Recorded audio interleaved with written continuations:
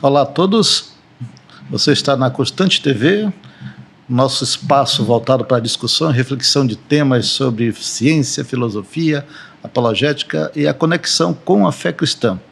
Eu sou o professor Kelson Mota, ao meu lado está o doutor Jonatas Nunes, e juntos vamos mostrar as muitas dimensões de uma fé que pensa, de uma razão que crê. Bem-vindos ao Crer e Pensar. É isso mesmo, professor Kelson. Hoje nós temos um programa para lá de especial. Nós temos hoje, para entrevista, o professor doutor Tassos Licurgo. Seja muito bem-vindo, professor. É um prazer tê-lo aqui conosco. A alegria é toda minha. Muito obrigado aos doutores Kelson e Jonas pelo convite. É um prazer fazer parte aqui do projeto. Bom, o professor Tassos Licurgo, ele é um especialista na área de ciências e hoje vamos falar um pouco sobre ciência e cientificismo. E, claro, vamos também falar sobre esses seus limites, né? E, bom, falar sobre o professor Tassos é até um pouco difícil, em virtude do seu vasto currículo, né? Então, vou tentar dar um resumo aqui do currículo do professor Tassos para que vocês possam conhecê-lo um pouco melhor, para quem não conhece, claro, né? Imagino que muitos devem já conhecê-los, né? Bom, o professor Tassos Licurgo, ele é advogado, também professor titular do Departamento de Artes da Universidade Federal do Rio Grande do Norte. Ele atua tanto na graduação como no programa de pós-graduação e design. Ele lecionou em várias universidades no Brasil e no exterior também, tais como a Oral Roberts University, nos Estados Unidos, a RBT College, a RBTC Guatemala e a RBTC Estados Unidos, além da Universidade Regional do Cariri, a URCA. Ele é fundador e presidente do Ministério Defesa da Fé, no qual também é pastor. Ele foi diretor do Instituto de Patrimônio Histórico e Artístico Nacional, e durante o governo Bolsonaro, sendo responsável pelo Departamento de Patrimônio Imaterial e diretor nacional do Departamento de Cooperação e formando, enfim, responsável pelas relações internacionais e domésticas de autarquia com outras instituições. Dr. Tassos Licurgo obteve o seu doutorado em Educação, Matemática, Lógica pela Universidade Federal do Rio Grande do Norte, em 2002, fez mestrado em Artes, Filosofia Analítica pela University of Sussex, Inglaterra, em 1999, fez pós-doutorado em Apologética Cristã, pela Oral Roberts University. E assim vai. Nós temos aqui, além de essa vasta formação, tem também livros escritos, né?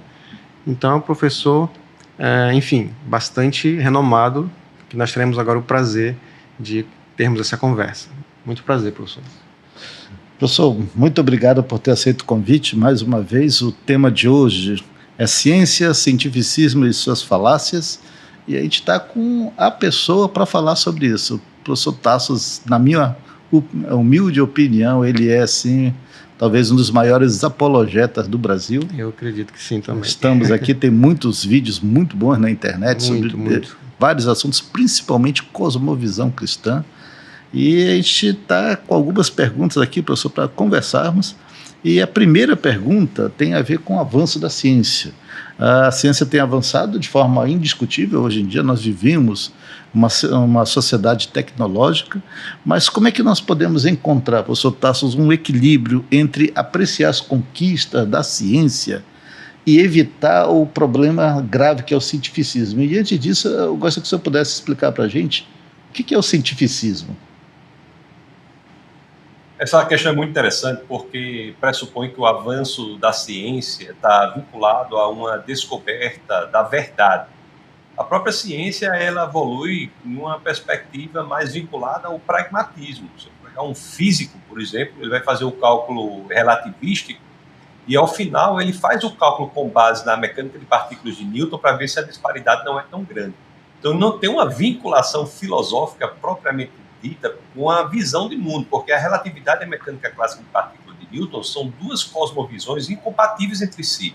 Tem premissas, pressupostos, axiomas que não se conciliam. Mas o cientista não tem nenhuma questão existencial, nenhum problema existencial em fazer isso.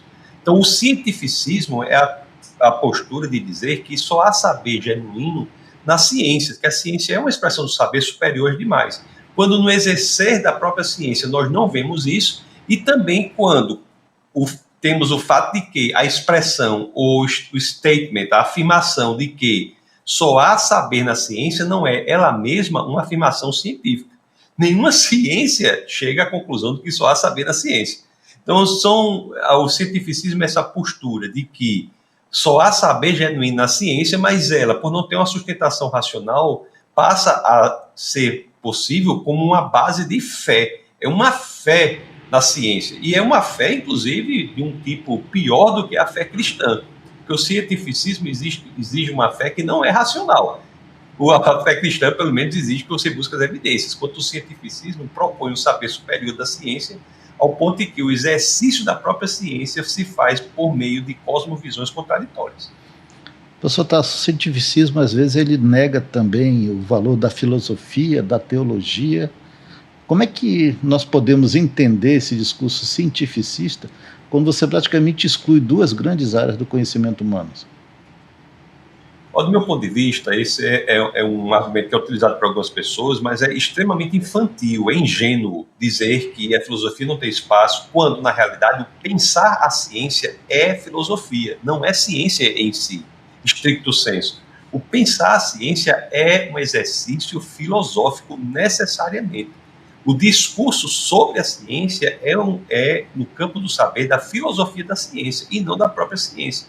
Então, existem pessoas, por exemplo, que acham que falar da ciência que fazem é algo que é afeito ao próprio cientista, quando, na realidade, o cientista, quando faz isso, está fazendo um exercício de filosofia da ciência. Então, não há como separar a filosofia da ciência do pensar a ciência. A ciência, ela é o exercer prático, o exercer da leitura do mundo, e pensar a ciência, como ela funciona, como ela evolui, sai do campo propriamente científico. E a questão da teologia, bom, depende de que tipo de teologia nós estamos falando. Se estamos falando da cristã, a cristã tem uma especificidade muito importante, porque a cristã, ela diz que o nosso sistema de crença tem que ter por base as evidências. Essa é a grande diferença. Não há nada no cristianismo que propõe que nós devamos crer em algo sem ter um embasamento empírico, prático, real, de evidências contra aquilo. A primeira epístola de Pedro, no capítulo 3, no verso 15, por exemplo, diz que devemos estar prontos para apresentar as razões da esperança que há em nós. Ela conclama o saber racional, a busca de evidências para a sustentação do que nós cremos. A carta aos Romanos, no capítulo 1, no verso 20, diz que a revelação de Deus se dá por meio da natureza também, e, portanto, a ciência é uma forma de estudar a revelação de Deus. Então, é bastante interessante nós vermos isso, porque se é uma teologia como a cristã, que a cristã é única nisso, que propõe um saber construído em bases reais, em evidências, nós temos uma total correlação da ciência com esse outro tipo de pensamento. Nós construímos o nosso saber teológico com base nas evidências. Deus não usa da verdade para criar, ele não usa da fé para criar a verdade, ele usa da verdade para aumentar a nossa fé. Naquela situação de Tomé, por exemplo, Tomé duvidou, o que Jesus de Nazaré faz é apresentar evidências para ele. Olha, aqui estão as evidências. Exato, é melhor que a pessoa creia sem precisar das evidências. Mas se você quer as evidências, existem evidências. Não são negadas as evidências, nem é desencorajado que a pessoa busque evidência. Então, por isso que a filosofia, a teologia cristã e o exercício científico, em última instância, se encontram na busca por construção do conhecimento com base em evidências. Joia. Verdade. Professor, muitos veem a ciência e a fé como incompatíveis, né? Especialmente os naturalistas, como a gente bem sabe, né? Sendo o senhor pastor, filósofo e cientista, eu pergunto, é possível construir uma ponte entre esses dois campos aparentemente distintos, sem cair no reducionismo ou na simples fusão das duas esferas? Do ponto de vista do cristianismo, isso é muito simples, e uma ponte clara de ligação que nós temos aí é as escrituras que eu mencionei. O apóstolo Paulo, na carta aos Romanos, no capítulo 1, no verso 20, diz que por meio das coisas criadas, nós temos acesso a elementos do Criador. Então, as próprias escrituras bíblicas apontam para a natureza, que são as coisas criadas, o universo e tudo que há nele, como um meio de revelação de Deus. A revelação de Deus não se dá unicamente pelos 66 livros da Bíblia, 39 do Antigo Testamento, 27 do Novo, não.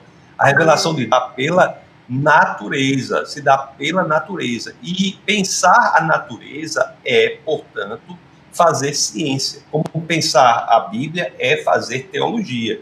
Então, a boa teologia, a teologia genuína, que se dá de maneira própria sobre as Escrituras, e a ciência genuína, que se dá na investigação sem preconceitos sobre a natureza, não hão de se contradizer, pelo simples fato de que o autor das Escrituras e o autor da natureza é um só, e ele não muda de ideia, né? Ele não só é um só, como também é aquele que não mudou ontem, não muda hoje, não mudará amanhã. Então, não escreveu livros que podem ser contraditórios entre si. Então, o ser humano pode... Na história intelectual humana, você tem livros, tem autores que escreveram livros contraditórios, né? Um caso claro disso aí é Ludwig Wittgenstein, que, em sua primeira fase de pensamento com Tractatus, cria uma teoria e depois essa teoria é fortemente combatida com um outro livro, as investigações filosóficas escritas por quem? Pelo mesmo autor. Então, o mesmo autor, só, já penso. O próprio ele autor, escreve, né? Ele combate a si próprio, mas Deus não é dessa forma. Tem uma distorção cognitiva aí, né? Ô Tassos, por que então que tem essa história de que a fé cristã... falta de segurança, né, do que defendeu da primeira vez. Será que o pessoal tem essa ideia de que a fé cristã é irracional? Isso é o que? É um discurso ideológico? É má fé? É uma narrativa incongruente? Por que o pessoal acaba dando essa ideia, principalmente os adeptos do cientificismo? Bom, pessoal, a explicação que eu encontro para o fato de que as pessoas tenham uma predisposição negativa em relação à fé cristã no meio da ciência é porque a base dessa predisposição não é intelectual. Ela é moral. A base dessa predisposição não é intelectual, ela é moral. Então, muitas pessoas não querem a fé cristã pelo simples fato de que a fé cristã, ela propõe um modo de agir, de ser, de se posicionar específico. Tá. Então, Tassos, continuando, então, em cima da resposta que você acabou de dar, o que nós temos então é o quê? Uma narrativa, um discurso ideológico, porque esse discurso tem ganhado as mídias, principalmente no século XX, agora século XXI. Como é que nós podemos ver essa narrativa? O ateísmo, a ideia de que Deus não existe, ou a posição anticristã, ela não tem por base unicamente o elemento intelectual. Isso é muito importante que fique bastante claro. Muitas pessoas aderem ao ateísmo não porque estão intelectualmente convencidas do ateísmo, mas porque não querem um modelo de mundo como o cristianismo, em que elas terão que dar conta das decisões e dos posicionamentos que elas tomam na vida. O ateísmo é uma visão de mundo que dá vazão aos desmandos que as pessoas tomam, os desmandos que as pessoas têm na sua vida. Então, a base, muitas vezes, do anticristianismo não é intelectual, mas é uma base moral. Há um ateísmo de índole intelectual e há um ateísmo de índole moral também. Então, esse discurso de que há uma incompatibilidade entre ciência e fé cristã é um discurso que tem por base, muitas vezes, o elemento moral. Agora, é um discurso absolutamente despropositado do ponto de vista histórico. Não encontra nenhum respaldo histórico. Porque se nós formos analisar, a história do cristianismo é essencial para o desenvolvimento da ciência das universidades. Eu sempre tenho dito por aí que universidades como Harvard, Princeton, Yale, Cambridge, Oxford foram todas criadas como escolas cristãs. E, aliás, a ciência moderna só aparece em países de matriz cristã. Aliás, e a ciência só é possível se houver um pano de fundo filosófico de que Deus existe, porque você não há nenhum sentido em você tentar buscar inteligibilidade no mundo, que é esse o papel da ciência, você buscar um padrão de inteligência no comportamento da natureza, se você não pressupuser que esse mundo foi organizado inteligentemente e, portanto, por meio de uma mente inteligente. Então, o próprio intuito da ciência só faz sentido numa visão de mundo teísta e, mais especificamente, cristã. Porque, do contrário, no mundo ateísta, fazer ciência é uma absurdidade total. porque você vai esperar a inteligibilidade do mundo sem que haja por trás da inteligibilidade uma mente inteligente que teria organizado o mundo de forma inteligível. Exato. Professor, em sua experiência universitária, o senhor acha que o ambiente acadêmico atual hoje, ele é mais científico ou tende mais para o cientificismo? O ambiente acadêmico atual, ele é fortemente ideológico, ele é comunista, é anticristão. As universidades estão totalmente ocupadas por uma visão de mundo contrária à diversidade, contrária às opiniões contraditórias, contrária à dialética de visões de mundo. As universidades hoje são elementos de militância comunista, como têm sido as escolas também. Isso se dá por quê? Pela divulgação por meio da ideologia comunista de metodologias absolutamente ineficazes, como as que se baseiam no freirismo, né? Em Paulo Freire e outras coisas mais.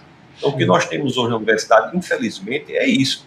Tanto que você tem elementos até de transdisciplinaridade que são terríveis. Você pega a Universidade Federal do Rio de Janeiro, o programa de pós-graduação, de doutorado em matemática, tem uma linha de pesquisa chamada Matemática Queer, fazendo menção ao LGBTismo e, mais especificamente, a letra Q, que nem definição tem. Então, você traz para o chegou na matemática uma letra que representa o nome queer, que, por definição, não é definido. É o ataque feroz, gritante à linguagem. Então, ideologizar a matemática. Todo esse discurso de transdisciplinaridade para as crianças nada mais é do que afetar as disciplinas ou o pensamento de STEAM, né, que você tem de ciência, de fé, ciência, tecnologia, você está afetando isso com elementos ideológicos fortíssimos. Não por acaso nós temos um nível intelectual sofrível no Brasil. Infelizmente. Eu até no Instagram aqui postei recentemente demonstrando que nós temos uma queda abrupta do nível de QI do Brasil, de geração para geração. Isso não ocorria no mundo, só no Brasil. Agora o fenômeno já se espalhou para os demais países do Ocidente. Mas se você analisar historicamente, o QI das gerações no Brasil vem despencando, o que é uma aberração, já que a geração posterior tem uma obrigação histórica de ter um QI maior do que a anterior. Sim. O que nós vemos hoje são pessoas que não sabem articular os conceitos minimamente. Olha, você veja as escolas, nós temos a incrível instituição hoje da escola que não serve para ensinar a ler, não serve para ensinar a escrever. As crianças não sabem escrever, não sabem ler, não é? E eu tenho dito que, em vez de colocar a culpa num método que não funciona, coloca a culpa na própria criança. Professor Tassos, vamos segurar um pouquinho aí, que eu tenho uma conversa, né? Vamos ter um pequeno intervalo aqui para nós vermos aqui as nossas outras programações e já voltamos aqui com o professor Tassos Licurgos no CREI Pensar. Rapidinho. Nos espere. Muito bem, estamos de volta com o programa Crer e Pensar e hoje estamos conversando com o Dr. Tassos Licurgo, professor da UFRN e um apologeta, pastor, cientista. E ele estava falando justamente que as escolas hoje em dia, as universidades, estão totalmente ideologizadas, né? Em termos de uma visão comunista. O professor pode continuar a falar aí. Sinta-se à vontade. Esteja à vontade. Pois é, o que eu tenho dito, né, que essa vertente comunista tem, de fato, atacado ferozmente o ambiente acadêmico. O comunismo, na sua abordagem pedagógica global de alfabetização, e é algo terrível, tem, de maneira muito radical, afetado a capacidade dos alunos de articularem o pensamento. Hoje nós temos a escola que é inservível para alfabetizar. As crianças de hoje não conseguem se alfabetizar de maneira adequada. Antigamente, na minha época, você aprendia a escrever, tinha lá C-A-K, V-A-V-A, L-O-L-O, K-V-A-O, né? Esse método de sílabas não é mais utilizado. Coloca uma palavra na frente da criança como se fosse um hieroglifo, ela não sabe nem o que é aquilo ali, e daqui a pouco não sabe ler, não sabe nada, não sabe articular, e a educação só serve pela esteira do freirismo para moldar para fins de dominação as pessoas. Há um analfabetismo funcional de gerações. E o mais incrível que eu vejo é que não presta atenção, que quando as evidências da fragilidade desse método aparecem, logo se alega que o problema não está no método, só é pensar um pouco. O problema, dizem que não está no método, mas está nas crianças, coitadas, as indefesas criancinhas. Aí começa a dar diagnóstico, rotular as crianças de tudo no mundo para justificar, para dizer que o problema não está no método. Então nós temos dislexia, descalculia, disgrafia, TDAH, todo mundo com TDAH, dislalia, desortografia, as crianças não sabem escrever. Isso tudo, em vez de apontar para um distúrbio do método, as pessoas querem apontar para um distúrbio da aprendizagem da criança. Então, é um horror quando a escola se debruça pela ideia de seguir a cartilha terrível, uma cartilha horrível, que não só é do MEC, mas também é da Unesco. Então, essa é a grande realidade, não é? E os professores ficam avorando para si próprios uma posição de superioridade e para que possam substituir o papel que é dos pais na educação dos filhos. Então, a escola não tem que ensinar ninguém sobre sexualidade, sobre moralidade, sobre estética, sobre nada disso, e cada vez mais os conteúdos são menos e menos intelectuais e mais de índole moral, para dominar as pessoas. E os pais, por suas vezes, abrem mão do seu papel de educar, como se fosse algo que pudesse ser feito, e entregam às crianças a máquina destruidora que é a escola e a universidade da educação brasileira. Então, a realidade é essa, pessoal. Dentro dessa realidade, como é que a gente consegue confiar em dados científicos se o próprio método hoje em dia ele está completamente idealizado? Até onde nós temos confiança do que nós estamos ouvindo, aprendendo, está sendo exposto para nós todo dia como uma descoberta, se não é algo que pode ser também apenas um instrumento ideológico? Como é que nós podemos confiar? Até onde? Cada vez tem ficado até pior isso, porque não é só a era da pós-verdade, mas é a era da verdade fabricada. Você, hoje, se você ouvir uma pessoa falando alguma coisa, você tem que ter cuidado para saber se foi a pessoa mesma que falou. Porque hoje nós temos programas de computador, temos isso aqui, que faz com que a pessoa mexa os seus lábios como se estivesse efetivamente falando. No caso aqui, sou eu falando mesmo. Mas até é um momento em que as evidências, mesmo quando elas existem, que as pessoas nem buscam mais, mas mesmo quando as que eles buscam encontram, tem de se aprofundar sobre ela. Então, assim, muitas vezes você tem evidência, as pessoas fazem leituras como se as leituras estivessem nas próprias evidências. A ciência não diz nada. Quem dizem são os cientistas. Então, o que nós devemos fazer é o seguinte: ter cuidado com as evidências, nos debruçarmos sobre as evidências, ter muita cautela, equilíbrio, tentar não ter preconceitos, porque o cristão também é cheio de preconceitos intelectuais. Você não ter preconceitos na análise das evidências, tentar ao máximo fazer isso. E hoje o pior canto para fazer é a universidade. Existe mais liberdade de pensamento nas igrejas do que nas universidades. Isso é impressionante. Se você quiser fazer isso é uma verdade que pouca gente diz, mas se você analisar, por exemplo, se eu quiser fazer um evento para discutir uma teoria como a da evolução, por exemplo, eu posso chamar um árduo dessa evolução e botar na igreja para falar. Mas se eu quiser colocar um árduo combatente da evolução na universidade, no evento da universidade, eu vou ter muito mais problema. Impressionante. Essa é uma realidade que as pessoas não estão vendo. Há mais idade de pensamento hoje na igreja do que na universidade, porque a universidade se transformou num quartel militante, ateísta, comunista, anticristão. E é interessante porque... Para as outras religiões, não, né? Para as outras religiões está tudo bem. Agora mesmo saiu a resolução aí do governo dizendo que as religiões afrodescendentes, que não são afrodescendentes, que são afrodescendentes, mas não representam a África, 95% da África, o norte da África é islâmico ou cristão, o norte da África é islâmico, o sul é cristão. Então você veja bem que hoje saiu a resolução aí do governo dizendo que essas religiões afrodescendentes são promotoras de saúde, estão fazendo parcerias com o SUS. Eu sou contra que essas religiões façam? Não, mas tem que ser todas as religiões. Por que não o Islã também? O judaísmo também não? E o cristianismo, por que não? É verdade. Enfim, nós não vivemos no Estado laico. O Estado laico é aquele que não privilegia uma religião em detrimento das demais. Tasso, é que você está falando do Estado laico. A universidade, a ideia de universo seria justamente um espaço para poder discutir tudo. É isso que você está falando, é uma realidade. Como professor, tenho visto isso ao longo dos 30 anos, em que cada vez mais a liberdade tem sido tolhida. Você pode falar qualquer coisa na universidade, mas estranhamente você não pode falar sobre o cristianismo. Você pode falar qualquer tipo de religião, até coisas estranhas, filosofias esquisitíssimas, apresentações artísticas de mau gosto, de moral duvidosa, mas você não pode falar nada que esteja ligado à ideia de um Deus judaico-cristão. Por que isso? Porque há uma proposição de você atacar o que é bom, belo, verdadeiro. As universidades se tornaram comunistas e o sinônimo de comunismo é anticristianismo.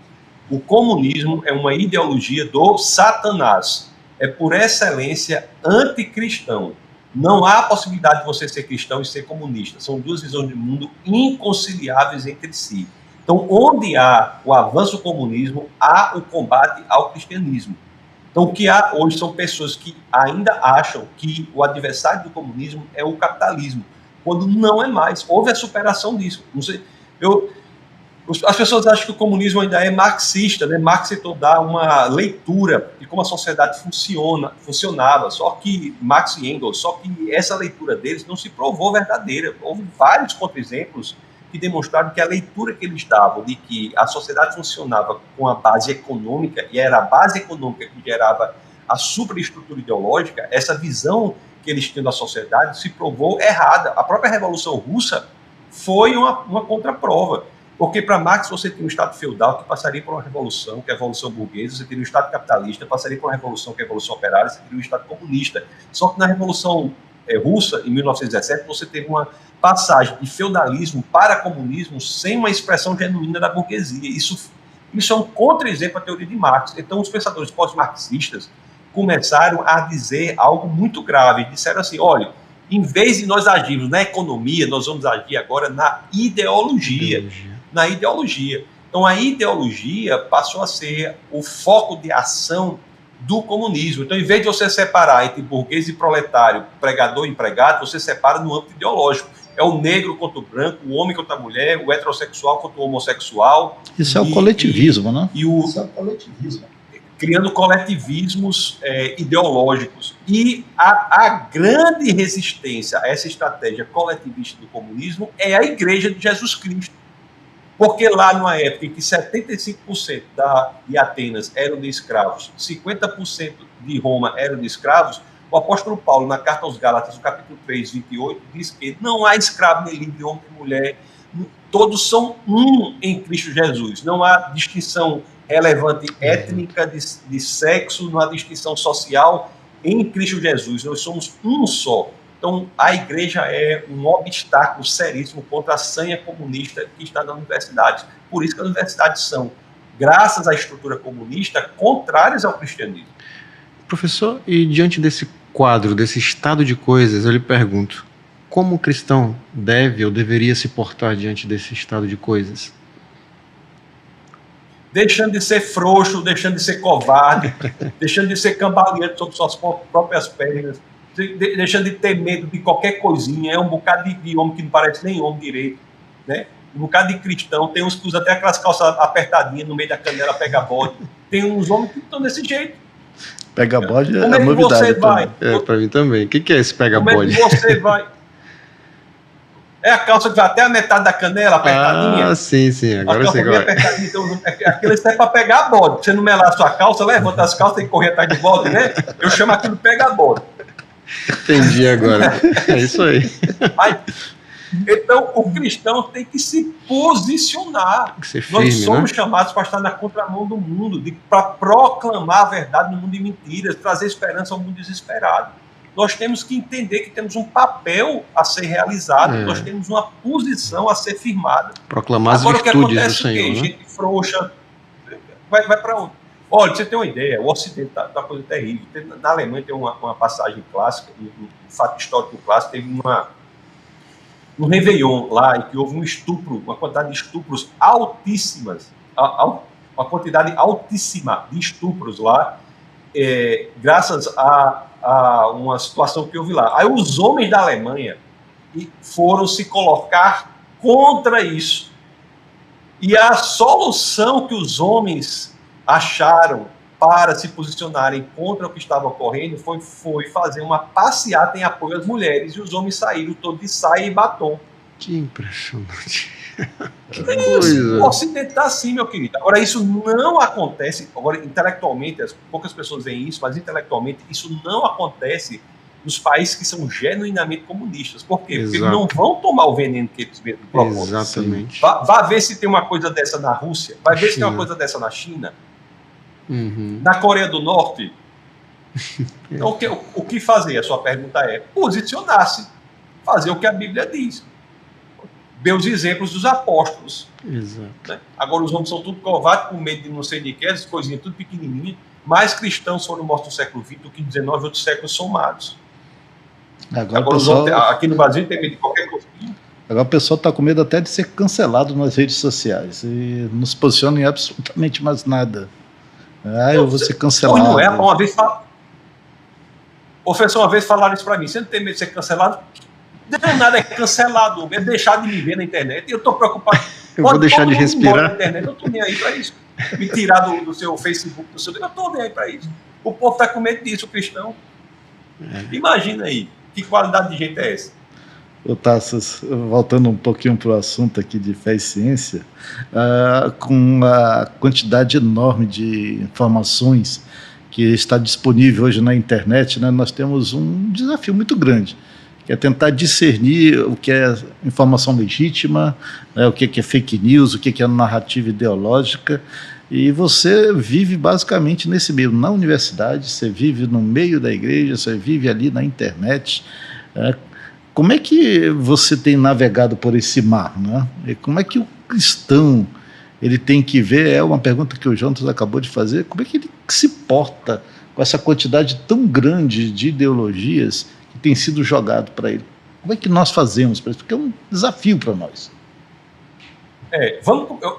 Na outra pergunta que houve, que o Jonas fez, eu respondi de forma das questões mais complexas de distinção. Agora, isso não pode nos colocar numa situação em que nós não possamos dizer que claramente as ideologias são falsas. Por exemplo, um homem não pode ser uma mulher. Isso daí é claro. Qualquer pessoa minimamente treinada, com uma célula, sabe dizer se é de um homem ou se é de uma mulher. Se você pegar a história intelectual humana, todas as gerações na história intelectual humana, todas, concordavam nesse ponto. Podiam ser ateístas, muçulmanas, cristãs, judaísmo, pode ser qualquer coisa que fosse. Eles concordavam que, seja lá o que você pense que seu sexo é, o que o povo chama hoje de gênero, seja lá o que o seu gênero seja, isso deveria se adequar ao seu sexo. Nós somos a primeira geração na história da humanidade que propõe que é o sexo que deve se adequar ao que você pensa que você é. Então, assim, isso daí não precisa de uma elucubração, de um aprofundamento, de um mergulho intelectual muito grande para saber que um homem não pode ser uma mulher.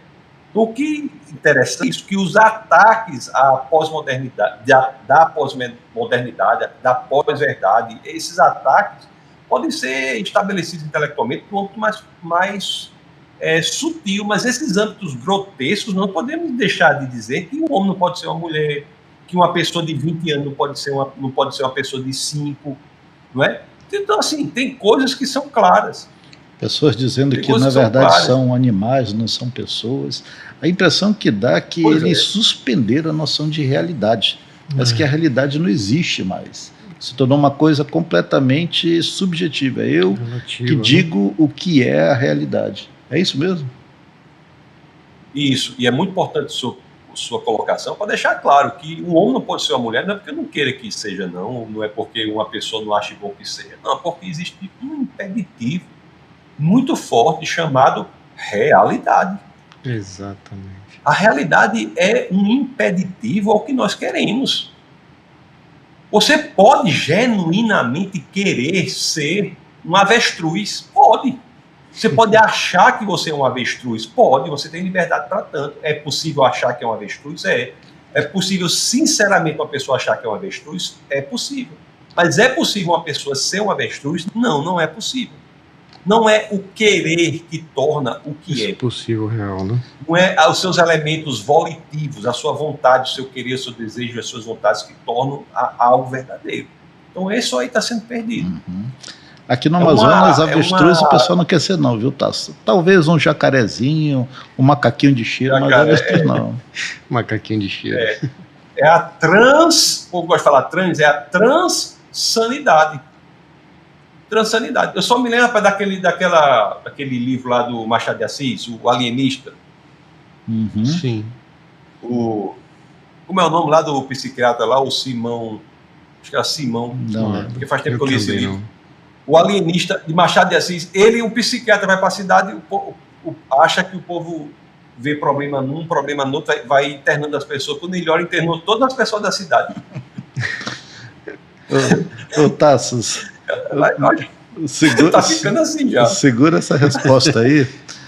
Nós vamos ter o nosso breve intervalo aqui no CREI Pensar. Nós estamos com o professor Tassos Licurgo. Espere um pouco, estamos já chegando. Já. Muito bem, estamos de volta com o programa Crer e Pensar. Temos falado hoje com o Dr. Tassos Licurgo e estamos aqui discutindo sobre fé, ciência, ideologia e muitas outras coisas, e temos mais algumas perguntas para o professor. Professor Jonatas, por favor. Professor, nas universidades, um ambiente de liberdade, né, supostamente é para ser um ambiente de liberdade, da pluralidade das ideias, da discussão, né? Eu pergunto por quê? Um ambiente que era para ser propício a isso, a gente vê o contrário hoje. A gente vê uma censura, por exemplo, a temas como design inteligente, criacionismo, entre outros. Então, a que o senhor atribui isso? É como eu disse, eu atribuo isso a uma infiltração forte, radical, veemente da ideologia comunista no ambiente universitário. Então, o comunismo, ele quer dominar, ele é uma visão de mundo globalista que quer dominar. Existem 3 visões de mundo fortemente globalistas, né? Que é o comunismo, o Islã e o financismo. Então, o comunismo é uma visão de mundo globalista e não permite que haja pluralidade de ideias. E a consequência disso para a universidade é um emburrecimento grotesco, radical dos alunos. Porque nós sabemos que apenas diante da pluralidade de ideias, da dialética de opiniões, das visões de mundo diversas, que se cresce intelectualmente. Então, os alunos não estão acostumados mais a averiguar visões de mundo conflitantes e decidir quanto a uma ou a outra com base nas evidências. Eles são treinados hoje a defender irracionalmente uma visão de mundo como se fossem militantes soldados do comunismo. Então, esta é a realidade da nossa universidade. A razão se chama comunismo ideológico. Uma das vertentes do naturalismo, em termos políticos, é o comunismo, mas também nós temos a vertente dita cientificista, que eles acabam defendendo também uma única linha do ponto de vista, por exemplo, da evolução, e você não pode falar absolutamente nada contrário. Então também isso é uma narrativa ideológica forte, é uma militância, não é isso? Exatamente, você tem visões de mundo que se encontram em suas origens. O darwinismo, embora seja a melhor visão de mundo no pano de fundo filosófico ateísta, ele tem sérios problemas com base nas evidências. O argumento mais forte contra o evolucionismo, e eu chamo evolucionismo mesmo, está no livro de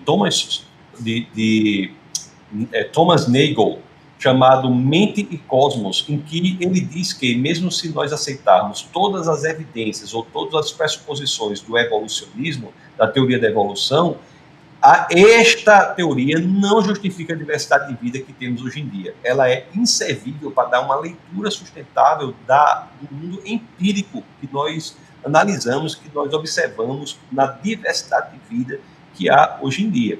Agora, nós não podemos ser inocentes, né? A base é ateísta mesmo. A base é ateísta. Então, você tem aí Darwin, você tem Freud, você tem todos esses pensadores, tem como base Marx, Darwin, Freud, tem como base uma visão de mundo ateísta. Marx é antes ateísta do que comunista. É interessante isso. Marx é antes ateísta do que comunista. Do ponto de vista intelectual, só há a teoria de Marx numa base extremamente, radicalmente ateísta, porque é o naturalismo, para usar uma linguagem da biologia, ou o materialismo que dá sustentação ao marxismo. Então, esses 3 grupos de pensamentos, eles têm como base uma propagação ateísta. Convergem para o ateísmo. E não precisa ir muito longe, né? Todos esses caminhos levam ao mesmo lugar também.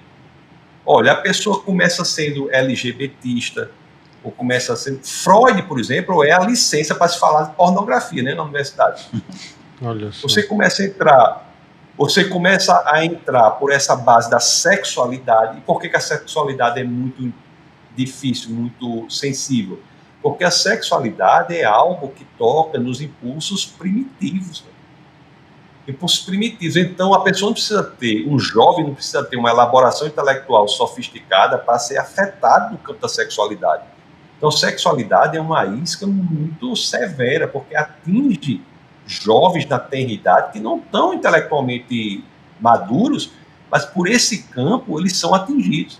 Agora, as pessoas que entram por aí, ou que entram por outros campos, todas terminam da mesma forma. Vão ser feministas, antinatalistas, antipatriarcalistas, vão ser abortistas, daqui a pouco são veganas, ecologia profunda. Tudo leva para o mesmo campo. Pronto, exato. E a ecologia, e esse ecologismo tem um fim espiritual, porque você coloca a criação no lugar do Criador. Daqui a pouco você está enaltecendo a criação e não mais o Criador. Você, como diz uma pessoa que diz assim, você tira o Pai Nosso e no lugar você bota a Mãe Terra. Sim. O famoso panteísmo. Tasso, outro dia não, um tempo atrás eu estava em São Paulo e eu tive a oportunidade de conversar com uma moça que ela defendia o ecoxiita, né? De maneira radical, que os animais eram superiores ao ser humano e que os seres humanos tinham que serem destruídos, mortos, porque os animais eram seres iluminados. E eu fiquei impressionado, eu disse assim... Mas e a vida humana não serve, o que importa são os animais. Né? Que loucura. E eu disse assim, então, o que tem que fazer com a humanidade? Não, a humanidade tem que se extinguir, nós temos que acabar com o ser humano. Isso começa com você, então, e a pessoa achou aquilo um absurdo. Que absurdo. Então nós temos visto isso, parece que a realidade humana, ela não tem valor. O que tem valor são essas narrativas. Imagina o quanto se deteriorou da mentalidade da pessoa para chegar nesse ponto de achar que deve ser extinta a humanidade, né? Sim. É um absurdo. Os animais são criação de Deus, né, muito relevantes. Nós nos relacionamos com os animais. Né? Meu cachorro aqui chama Caputino. O cachorro fica aqui dentro de casa, quase aqui. É um cachorro maravilhoso. Mas eu não posso dizer que se equipara a um ser humano, porque as pessoas dizem assim, meu cachorro é muito inteligente. Aí você, por quê? Porque só faz cocô no jornal, o povo diz, né? Isso é inteligência? Inteligência é ler o jornal. O seu cachorro lê o jornal? Não. Ele faz cocô no jornal, e isso é que você está dizendo que é inteligente, não é? Assim, não é só ler o jornal, é fazer uma abordagem crítica, né, que se espera do ser humano. O ser humano é impressionantemente superior a qualquer outra criação. As poesias, os sonetos, triste é escutar pancada por pancada, a sucessividade dos segundos, ou sensores subterrâneos do orbe oriundos, o show da energia abandonada, é a dor da força desaproveitada, o cantochão dos dínamos profundos, que podemos mover milhões de mundos, já ainda na estática do nada, o soluço da forma imprecisa, da transcendência que não se realiza, da luz que não chegou a ser lampejo, e aí vai. Então, a construção intelectual humana, na arte, na poesia, na literatura, você pega uma peça de Shakespeare, por exemplo, você pega um Hamlet, as estruturas que tem ali, um soneto como esse que eu falei uma parte dele, de Augusto de Carvalho Rodrigues dos Anjos, aqui da Paraíba, são coisas que não se comparam. Agora, esse argumento que você utilizou aí, professor Kelso, dessa pessoa que o senhor conheceu aí em São Paulo, é o único que me deixa balançado quando ela diz que os animais são superiores ao ser humano, porque o ser humano chegar e fazer um argumento desse, né? Aí a gente fica na dúvida, será que será que nesse caso a gente está se colocando abaixo dos animais, né?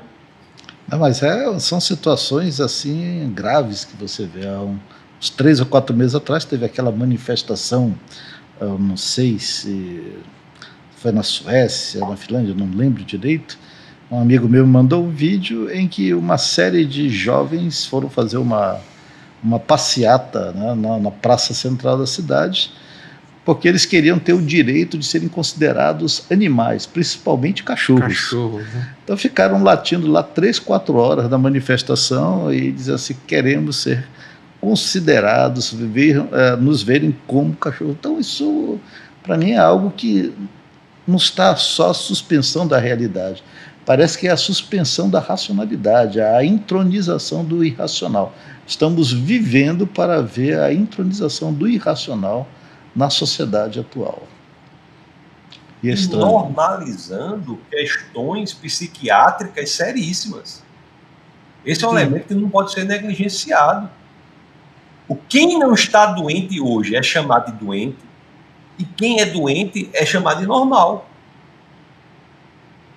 Então você tem um bocado de criança aí que se chama de TDAH. Eu estou dizendo que não existe TDAH, mas tem várias que são diagnosticadas com TDAH, como eu falei, com disortografia, dislexia.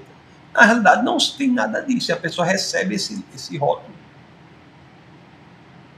E aceita. Tem gente que diz que tem se identificou com um diagnóstico tal, depois dos 40 anos de idade, 50 anos de idade, se identificou. Nessa idade você se identificou com uma coisa assim? Com esse diagnóstico? Assim, e quem de fato é translocado é tomado como normal. Mas, professor Tasso, não existe mais um nome normal, né? Não é estranho, porque nós vivemos na época dita da humanidade a mais esclarecida cientificamente, com maior cabedal de informações à disposição. É fácil de você verificar informações, nós temos avanços basicamente em todas as áreas do conhecimento humano, e é justamente a época em que nós estamos vendo, parece que o nível mental assim despencando em todo o planeta, né? Parece que a irracionalidade, aquela ideia do pós-modernismo que não existe realidades, parece que ganhou mesmo, né? Parece que nós estamos vendo assim isso. Se você pensa, se você consegue entender a realidade, você é considerado alguém fora da própria realidade. Mas se você é alguém que entende que a realidade é completamente subjetiva, você é aceito. Mas isso parece ir na contramão da ciência. Como é que pode isso? Eu só faço uma observação que não é no mundo todo, não é em todo o planeta, não. Isso é no Ocidente. Isso é uma ação de descristianização do Ocidente para destruí-lo. Isso assim? Não existe em outros países. Isso não existe nenhuma dessas ideologias na Rússia, na China, nos países muçulmanos, na África. Não existe. Mas o que é? Estão tentando entrar na África. O que é essa descristianização do Ocidente, professor? É a maneira de você destruir com todas as bases da civilização ocidental para poder dominá-la de maneira muito fácil. Existem movimentos internacionais globalistas, como eu disse, o comunismo é um deles. O comunismo é um movimento globalista que quer tomar conta do mundo e se associa com os outros dois movimentos globalistas a depender dos interesses específicos de cada região. Os outros movimentos são o financismo e é o Islã. Então você tem a Europa, por exemplo, está sendo descristianizada pelo Islã e pelo comunismo. Eu morei na Escandinávia no início da década de 90, eu ia muito à Suécia, era um dos melhores. Eu morei na Noruega, ia muito à Suécia, era um dos melhores países do mundo, a Suécia era. Em 20 anos é um dos piores da Europa, estupros, prisões. Na Suécia hoje, graças a quê? A um processo de descristianização. Então, essa loucura que nós estamos vendo não é no mundo todo, não. Essa loucura é no Ocidente. O Ocidente está sendo destruído. Por isso que diz todas essas teorias. Teoria crítica racial. O branco, a pessoa é branca. No Brasil, nós somos mestiços, né? Mas tem isso aqui. povo diz assim, se você é branco, você é ensinado que você é culpado. Um menino com 2 anos de idade está sendo ensinado na escola que ele é culpado. Opressor, né? O branco culpado opressor. Pelo quê? O branco opressor, o terrível. Por quê? Isso é um processo de descristianização da Europa, e o cristianismo hoje cresce muito onde? Exatamente em outros países que estão mais, como África, né? De maneira underground, de maneira subterrânea, em países como China, existe essa força lá, e o Brasil, o Ocidente está sendo destruído. Então isso é muito interessante nós notarmos isso, que esse movimento não é no mundo todo. Não é no mundo todo, é uma forma de outros países, né, destruir o Ocidente e, em contrário, domínio do mundo. Tá certo. Professor... Vá fazer, por exemplo, deixa eu dar um exemplo para vocês, claro, para deixar bastante claro. O movimento LGBTista, por exemplo, que é uma ideologia. O LGBTismo é uma ideologia. Estou falando pessoal, falando do LGBTismo, do movimento ideológico LGBTista. Esse movimento tem espaço na Rússia. Você pode fazer parada gay na Rússia. Você pode fazer parada gay na Coreia do Norte. Você pode fazer parada gay na China. Não. Com certeza não. Você pode fazer parada gay em qualquer país muçulmano. Fora de cogitação. Quais são os países da África? Quais são os países da África subsaariana em que há parada gay, ou qualquer outro, ou mesmo no norte da África, que há parada gay? Eu acho que nenhum, né? Isso aí não deve dizer alguma coisa para a gente ler o mundo, entender o mundo. Por que esses movimentos ideológicos não têm nenhuma possibilidade de expressão? Ao contrário, a Rússia agora está fechando ainda mais. As pessoas que se submeteram, segundo a decisão recente do parlamento russo, que se submeteram àquelas chamadas cirurgia de ressignificação de gênero, que na realidade é amputação. As pessoas que se submeteram àquilo ali e se casaram, tiveram seus casamentos anulados na Rússia, elas não podem adotar filhos. Você está entendendo como é? Sim. Isso foi recentemente, isso ocorreu. Uma cirurgia que claramente é terrível. Quer dizer que o homossexual é vítima. Mais de 50% dos adolescentes que se submetem a essa cirurgia, que se submetem a esse procedimento médico, mais de 50% cometem suicídio. Isso é um grau maior do que AIDS. Professor, estamos já... Qual é o outro procedimento médico que nós temos uma estatística dessa e as pessoas continuam defendendo? Professor Tassos, estamos finalizando já o nosso programa. O tempo, infelizmente, é algo cruel aqui. Nessas horas é nosso inimigo. E a gente vai ter que ter uma outra conversa em outro momento para a gente continuar nesse assunto aí. E eu gostaria que o senhor pudesse ter uns 2 minutinhos aí, no máximo, para suas considerações finais. O que o senhor pode falar para nós, o que o senhor pode nos aconselhar dentro dessa realidade que nós temos discutido aqui. Minhas considerações finais são, na realidade, para agradecer ao honroso convite de vocês. O estúdio aí, rapaz, é alto nível, tem esses brinquedinhos tudo aí em cima da mesa aí, né? Tem avião, olha aí, tem essa bolinha aí, tem... Rapaz, o negócio, eu nunca participei de um programa tão chique assim. É um globo. Então, agradecer. Isso aqui é um borbulhômetro. Agradecer muito aí o convite. Estou à disposição, sempre que precisarem. As pessoas que quiserem me acompanhar lá no Instagram, @TassosLicurgo, tem muitos desses conteúdos são colocados lá. E dizer que, acima de tudo, nós somos a favor da diversidade, nós somos a favor da pluralidade, nós somos a favor da possibilidade de colocarmos as ideias para serem debatidas. Exato. Nós somos contra a perspectiva de que deve ter só um tipo de ideia que é aceita. Na universidade hoje defende a universidade hoje defende a diversidade só se a diversidade for da mesma coisa. A universidade tem que ser da mesma coisa. Você olha para aquelas pessoas que defendem a diversidade, são todas iguais. Uniformidade. Todas iguais. Não só no pensamento, mas muitas vezes na forma que se veste, na forma que... Então, isso não é diversidade, pessoal. Não, isso é atentatória à diversidade. Nós somos a favor das pessoas serem diversas. E também nosso ataque não é nem de perto contra pessoas, nosso ataque é contra ideologias, que são ideologias destrutivas. E no ambiente aí, para ficar bastante claro da questão do comunismo, preste atenção, eu já disse, vou repetir, para terminar com essa frase, para ficar claro, para ninguém ter dúvida. O comunismo é uma ideologia do Satanás. Então a igreja tem de se posicionar contra o comunismo para defender as pessoas dessa ideologia que as afasta do verdadeiro evangelho, as afasta de Jesus Cristo. Então não se trata aqui de trazer política para a igreja, mas se trata de fazer uma teologia pública relevante e exercer a apologética cultural. Porque tem muita gente fora aí diz assim, às vezes a pessoa chega para mim e diz assim, eu não acho que o pastor deve falar sobre isso. Aí eu digo, quem vai dizer com o que o pastor fala ou não fala é o pastor, não é você não, você não manda em mim não. Porque o comunista tem o cacuete de querer mandar nos outros. Então, pessoa que não vai nem para a igreja, não sabe nem o que é isso, querendo mandar o que o pastor deve falar, não deve falar. Quem diz o que o pastor deve falar ou não falar é o próprio pastor, com base nas escrituras. Muito bem. Então, isso é apologética cultural e teologia pública.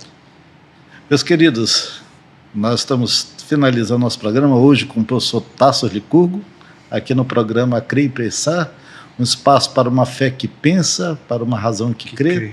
Nós agradecemos a presença de vocês, agradecemos muito ao professor Tasso por ter aceito o convite, e fica o nosso convite para a gente ter um outro programa também. Vai ser uma honra para a gente tê-lo de novo conosco.